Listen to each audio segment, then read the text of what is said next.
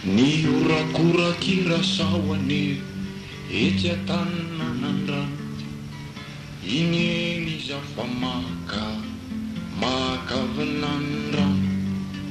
Fa mba nankaiza koa zao aho era vao mare, izy natsaka rano ery Andohasa ery.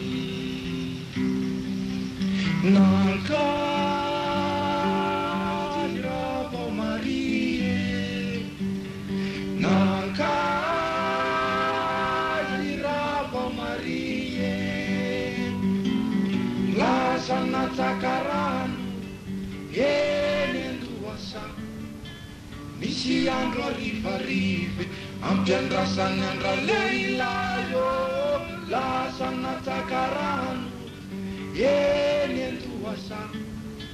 Misy andro arivarive ampiandrasany andra lehilahy.